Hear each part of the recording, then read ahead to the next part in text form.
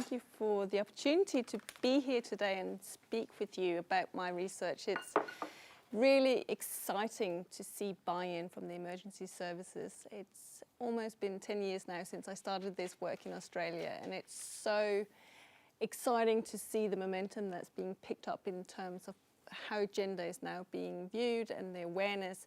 So I'm really happy to be here today. The reason why I'm here today, well, part of the reason is this book that was published last year that I wrote that I spent 7 years doing research for, which is a comparative study of Australia and the US West Coast in terms of both how people prepare and respond to fires, but also looking much more widely about the embedded norms in society that means that either at a household level, a community, or at a management and policy level, we think and act in certain ways and the implications of that. Now, to set the scene for my talk today, I'm going to rewind the clock to 2011 because the events of that day raised emotions in me that became the catalyst for writing a chapter in my book about how women variously toe the line or break the glass ceiling within bushfire management and firefighting. So it's a particular case study, and then I'll elaborate more with other case studies. But to start off, pop psychology, it's a term that's used in public discourse, and it's almost like an obsession, that where we label gender differences as if these differences are biologically set in stone, and we've talked about this morning. It's almost like Western society has this captivation with dividing men and women into groups, and that has really problematic outcomes when in leadership debates, men and women are portrayed as being incapable of getting along because of the way they communicate are too different. And I was witness to this very scenario at a community engagement and fire awareness conference that was hosted by the New South Wales Rural Fire Service for 400 odd staff and volunteers in 2011. The much publicised keynote speaker was Alan Pease. He's the co-author of books such as Why Men Lie and Women Cry, Why Men Don't Have a Clue and Women Always Needs More Shoes, and Why Men Don't Listen and Women Can't Read Maps. Now, during the hour-long keynote on different communication styles of men and women, I watched a room packed to the rafters with mainly male firefighters enthralled and captivated by Alan Pease's vigorous body language and his entertaining PowerPoint slides, which reinforced biologically deterministic gender stereotyping to an extent that left me feeling nauseous. What intrigued me, however, was the way in which his argument of biologically determined gender differences was so compelling to the enrapt audience. Why was I so surprised by their uncritical agreement? The firefighting profession, as well as the rural hinterland from which the rural fire services traditionally draw the majority of its volunteers, are deeply embedded in testosterone-fueled patriarchal structured system that place many, if not most, female volunteers and staff in the logistical and care providing roles that are associated with women in traditional rural landscapes. It angered me that Alan Pease would disguise his argument in so-called scientific proof mangled from biological and evolutionary theories of Stone Age behaviour, which have been substantially disproved by rigorous feminist sociological and cultural studies. To the non-academic, male-dominated crowd in attendance at the conference, however, the argument of a fixed gender dichotomy in human life or character was compelling, as it confirmed their culturally defined masculine rights. The talk was providing all the proof needed to not make an effort to accommodate women within the patrilineal stronghold of the firefighting tradition and emergency management more broadly. Because the ways in which men and women think, feel and communicate are, according to Alan Pease and his books, biologically determined, permanent, and irreconcilable. Standing in the back row of the conference auditorium, I was emphatically reminded that the hegemonic masculinity in our society is alive and well today. The biologically deterministic core argument performed on stage fitted squarely with the cultural norms that continue to challenge equal opportunities for women and men in emergency management. So this event became the catalyst for some of my book writing because it further opened my eyes to the gendered norms that are so embedded in our everyday lives that we rarely notice them. And if we do notice them, we often don't really know what to do with them. And we've heard lots of examples today during the group work. What became clear to me, though, is that gender was everywhere in the research I was doing, from households to fire managers to Aboriginal elders alike. Initially, it did truly surprise me how both men and women consistently upheld to me conventional views of bushfire management as men's business in their narratives of both living and working with fire. And this description by a female participant of firefighting men as mythologized heroes is indicative of how the agency of bushfire over time has helped shape cultural identity. And she's saying the mythical building up of the bushfire volunteer, it's very important that we always have that mythical icon. It has to be male. We cannot have, women bake the scones and sell them to raise money, but we must have that icon. Bushfire always gives us that.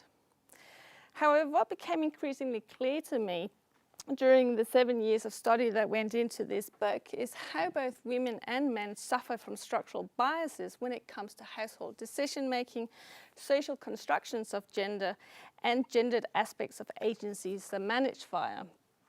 And before I go any further, I'm going to do a bit of a 101 of what we did this morning, but in the context of my study, because I want to make sure that we're all on the same page in terms of some key definitions.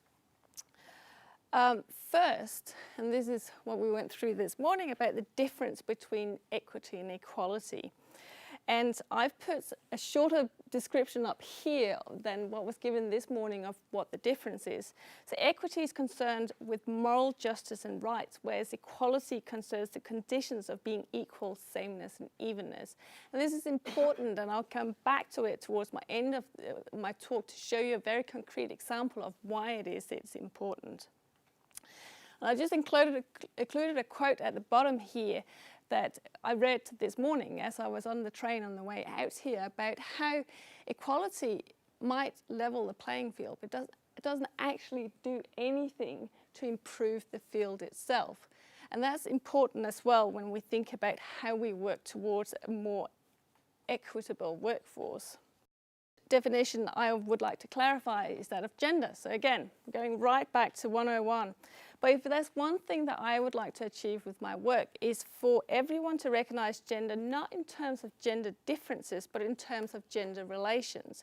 So gender is a matter of social relations, i.e. social structures with enduring or widespread patterns rather than an expression of a dichotomous biology.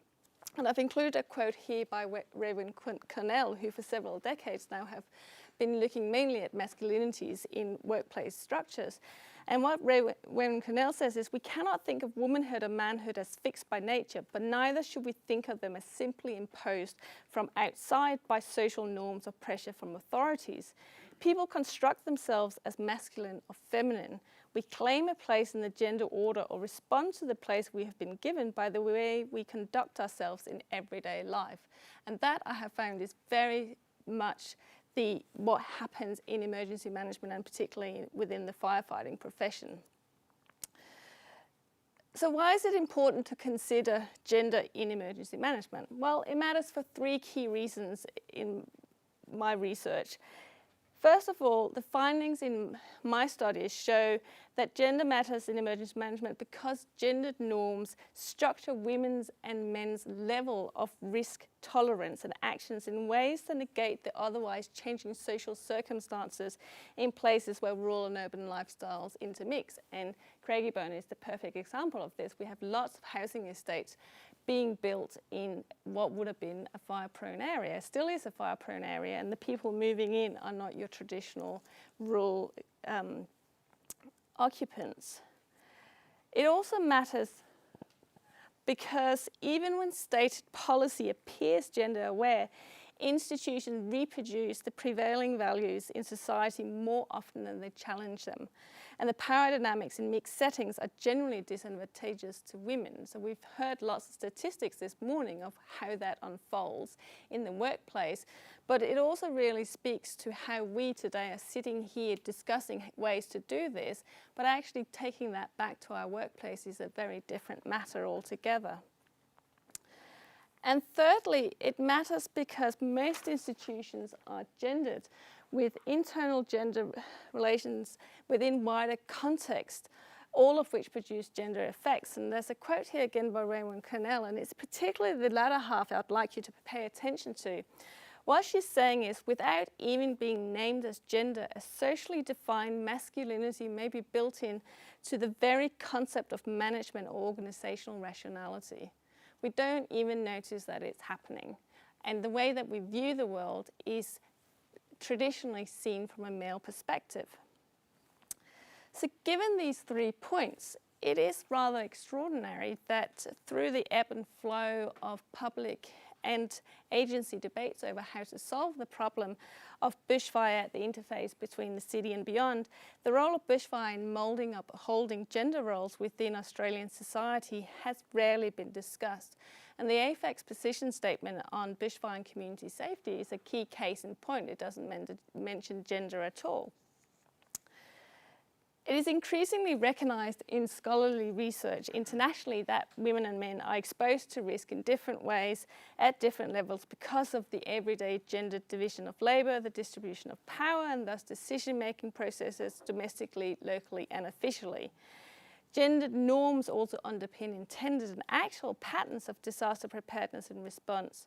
While gendered dimensions of bushfire on the surface often appear to make women more vulnerable, what my work is showing is that it increases the vulnerability of men to bushfire just as much. And that is because of the activities that men and women tend to perform before, during and after a disaster. And these gendered structures frame bushfire management in Australia. They are deeply ingrained in operational procedures and norms, posing both physical and mental challenges for women who seek to gain recognition as competent firefighters, as well as for men who strive to fulfill public demands for heroic forms of masculinity. Challenges materialise, for example, in the form of the language and culture of male-dominated brigades, which deter many women from getting involved. Critical health challenges can also materialise when masculine urges to protect and control, or male efforts to uphold symbolic representations of manliness, result in the suppression of emotional distress, for example through isolated behaviour, overwork or excessive alcohol intake. What is interesting is that at first thought, many of the men and women that have been part of my research express a belief that gender inequality is an issue of the past that has been overcome by a general generational shift within society and emergency services more broadly. And upon greater reflection, that normally turns out, or in most cases turns out not to be the case. And it's much more complex. And this is because the many advances for women worldwide during the past 5 decades have been uneven, meaning that prejudice and sexism remain firmly embedded in social structures, although often in sort of a latent and disguised in equal opportunity policies. And I've included a couple of 3 slides of some data that literally is so hot off the press I haven't even had a chance to look at it properly yet. But I was approached by the Association for Fire Ecology towards the end of last year to do a survey of the wildland firefighting profession internationally of gender discrimination and sexual harassment. And by saying the wildland fire profession generally, that's everything from firefighters to fire management to fire researchers to students within particular context. And I will just draw some very basic data from it in this case, but initially I looked at this question and I thought, well, how many of these organizations have actually, or the people who participated in the study, which was about 400, how many have seen concrete examples of their workplace doing something to make it more equitable and to address particular discrimination and harassment issues? And 67% said that they've seen that. That's very encouraging, great. When you then actually look at the level of experience, whether it's the observation of others being harassed or discriminated against, or whether it's personal experience, my heart started sinking, because you see that over 50% of respondents had experienced, had observed discrimination of others, or about 45% had personally experienced it.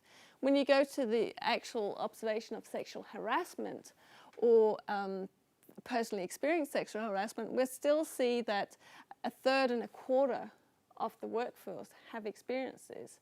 Like, that's a lot. When we think about our workplace, that's too many.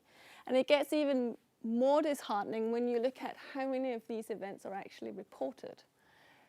Of the people who had observed discrimination, only 13% said that it had been reported. 19% had been reported if it was a case of personal discrimination. And we see a slightly higher level of reportage for actual harassment cases, but still, it's low. It tells us something about the system and how it's set up to support these people when occurrences of harassment and discrimination takes place. And the next step in my job is to start looking at what it is people are telling us in this survey, the reasons why they didn't report it. So to return to the points 2 and 3 of why gender matters in emergency management, and given the data I've just given you, the ways in which gender regimes are firmly embedded in social structures is reflected in the persistence of gender order within the patriarchal structures of the firefighting agencies, within the people who are experiencing this where they work. And this is linked both to the invisible and visible resistance to change, which is encountered not only amongst many male firefighters, but also by the system. And to clarify what I mean by this, I'm going to resort to a quote by Bob Pease, who many of you will know, who does some wonderful work on privilege and masculinities. And it's a quote that gets to, I've just included the key point from it here, but what Bob talks about is the importance of engaging with what he terms the uncharted and latent terrain of male privilege. So I'll read you a quote. I believe that too much attention has been focused on the responsibility of those who are oppressed, and too little attention has been given to those in privileged groups reproduce inequality. Part of the problem is that it is very difficult to get the issue of privilege on the agenda because it is so well legitimated. Privilege is not recognized as such by many of those who have it. Privilege appears to be natural, therefore it is necessary to unmask privilege and make it more visible so its consequences can be addressed. And that's very much the case within the emergency services. We need to start looking at the ways that we approach different issues and the men and women who deal with these issues. And that gets to the point that the unmasking of privilege is, of course, a two-way street. It applies to men and women alike. Privilege, ironically, though, is part and parcel of the male urge to care and protect for women. And while such protective behaviour can be gentlemanly and chivalrous, and it is also strongly linked to a sense of male authority and the perceived weakness of the female physique, such as strength and menstruation, and women's psychological characteristics, such as crying. The challenges many women face when they strive to gain recognition for their firefighting competencies are therefore often a result of subliminal behaviour by men who in theory condone equal opportunities in the workplace but have never questioned the way in which their own behaviour reproduces inequalities and sexism. In 2013, for example, the New South Wales National Parks and Wildlife Service, their aviation specialists, 91% of those were men. It just shows the way in which the progression of staff is not equal. However, the practice of promotion is not just gender biased, it sustains the symbolic imagery of physically strong heterosexual outdoorsy men as real firefighters.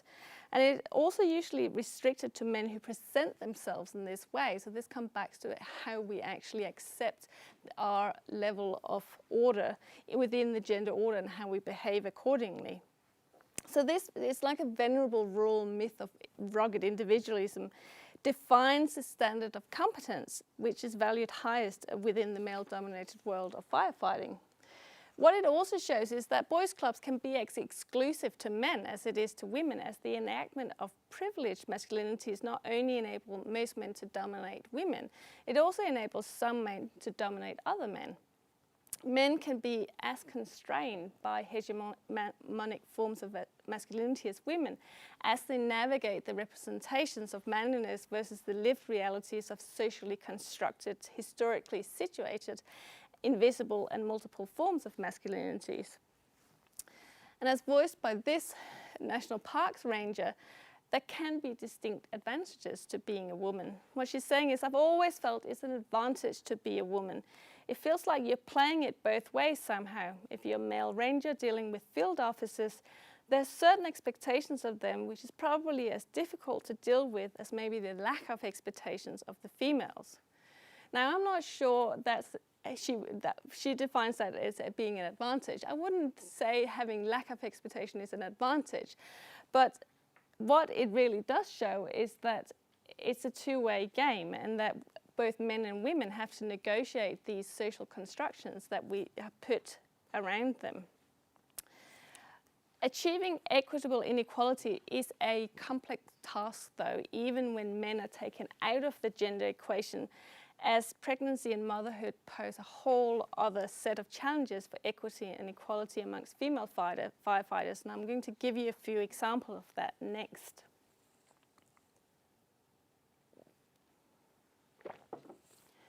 So this is a quote by a battalion chief in California, and she describes how her personal torment in coming to terms with her career and sexuality. So she joined the firefighting force in the 1980s, and she's saying, when I decided to make this profession my career, I cried, because at that point in time, every woman who got pregnant or got married left the profession. Then I had to deal personally with accepting that I was gay. That was a whole other crying moment, because it's like, okay, I choose a profession over what society says you have to have, family. With time, neither the career choice nor the sexuality of this lady has prevented her from having both a successful career as a firefighter or a family life with children. Her story speaks volumes, though, to the social pressures to which both women and men conform. While women today no longer automatically leave the workforce or are forced to leave the workforce when they become pregnant or they get married, the odds are still stacked against female firefighters who are also mothers. And this relates both to the gendered structures of society, which conceal how gender roles are taken for granted, and the invisible patriarchal norms that shape organizational policy and practice. So to one female firefighter, women as the minority in firefighting is a very simple gender equation. She's saying it's mostly men because there are not enough of us, because we've all had babies, and then you go backwards. My husband, his life has hardly changed, so I still know my place as a woman at work and in the family. And what this talks to is how, despite all the women liberations movements and the affirmative action programs and equal opportunity policies of firstly the 80s and then the 90s, despite all of that, and how that's carved out a role for women within emergency management and firefighting, it is remarkable that the triple role of women, so reproduction, production and community activism is still seen as a woman's problem today.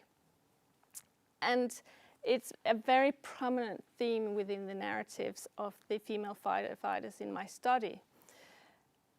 The correlation is not straightforward though. Rather, the firefighting mothers I interviewed can be seen as fitting into three categories.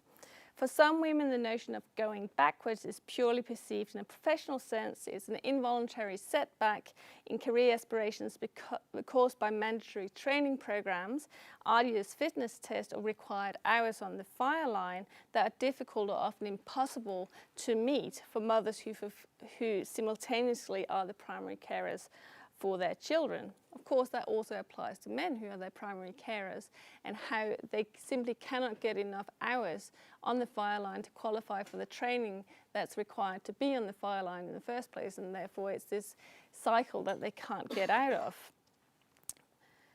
For other women, it's also a setback in self-esteem that can lead to unhappiness and resentment. For some women, however, it's not so much a setback as a conscious choice to step back from some firefighting duties as their priorities change with pregnancy after giving birth. And this is in part due to a heightened sense of mortality with motherhood. So this particular lady is talking about how she was so full of that, well, this is not going to change my life. I'm going to be pregnant, I'll have this child, and I'll keep going. And she says, towards the end there in the quote, she's saying, well, if anything has happened to my son, I would never have forgiven myself. But at the time, that was all I could think of.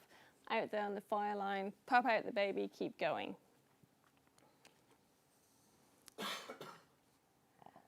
The third and final group of mothers in my study who have battled on with their career regardless of the challenges imposed by motherhood, the heightened sense of mortality and the testosterone-fueled work environment. And I've included a couple of quotes here to show both the passion that drives them, but also the battle scars that comes from driving their aspirations. And the first lady here is saying it's cultural, it's about people's views about what women should do at certain times in their menstrual cycle or when they're reproducing or when they're breastfeeding. That present challenges but not insurmountable ones. So she's aware of it, but she's not letting it stop her. The second quote here is from another female firefighter who talks about how it's fairly intense, and it always was fairly intense, going away to fires, working incredible shifts, and going home to 2 young children. And I asked her, well, how did you manage?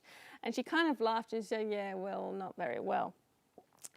But she said, you do it, but it was pretty exhausting, and certainly my son was weaned as a result of me going to a fire. There's been plenty of times I've said I can't go and put the family first, but I didn't think of not having children because of the firefighting side of things. So these examples, going back to the definition I gave at the beginning of gender,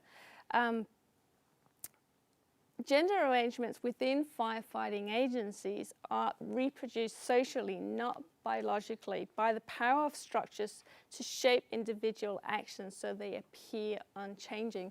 And it's a quote down at the bottom here that says, women didn't choose to earn less money, bias does that.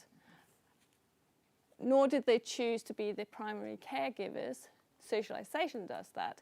It's just in the way that society is set up. Both men and women suffer from structural biases when it comes to decision-making processes, the social constructions of gender and gendered aspects of the agencies that they work for.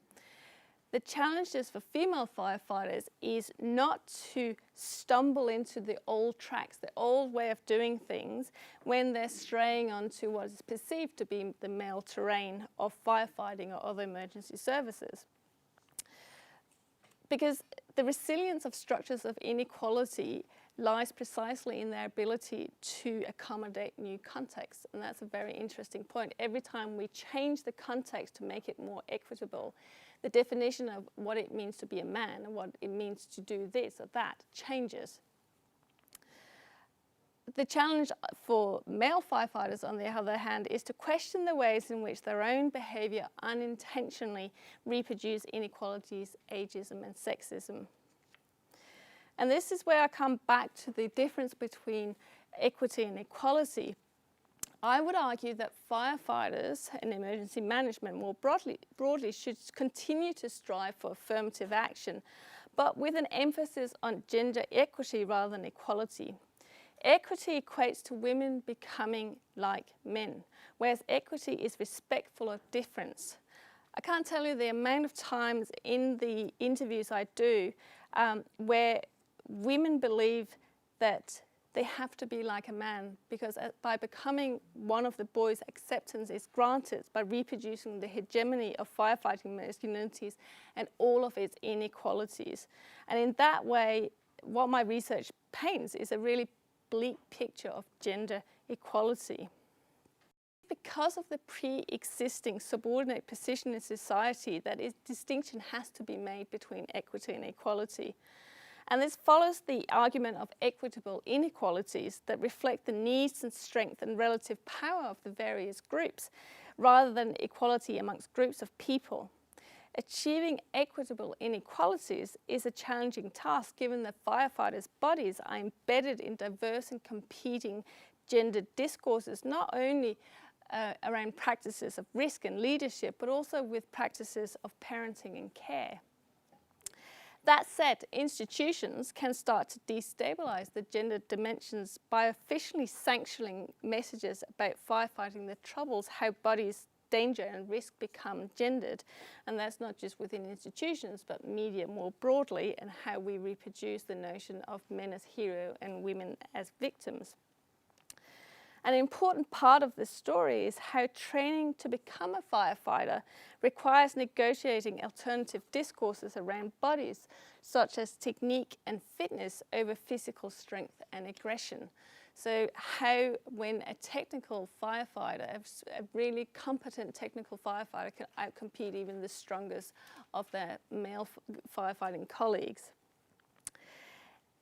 Any alternative discourse will also need to consider how firefighters and firefighting capacities are rewarded through mentoring programs rather than gendered relation of networks of mates, which is what has traditionally been the case. And these ideas are expressed by participants in my study. So these are ideas that already exist within the workforce. And what they do is they point to possibilities to assist with gender equality in the lives of firefighters. And I'll finish off just with a quote here, because it really shows the magic of what lies behind gendered facades and when we are allowed to just be who we are rather than what society deems we should be. So this lady is saying she had this fantastic moment out in the hazard reduction burn. They'd been working really hard and it'd been really quite difficult. They all sat down to have lunch, and she said, "I've made some biscuits." So I got the biscuits out and I passed them around. One of the blokes went, "Is this a jam drop recipe? How did you get the hundreds and thousands on top?"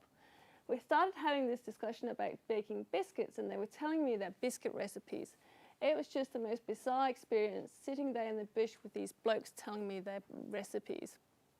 So it just goes to show that there's lots of room for equity and equality within our organisations. It's all about how society is set up to make us behave in certain ways. Now I'll finish off there, but if you're interested in knowing more about my work, I have written several blog posts about this particular topic, and you're also very welcome to contact me. Thank you.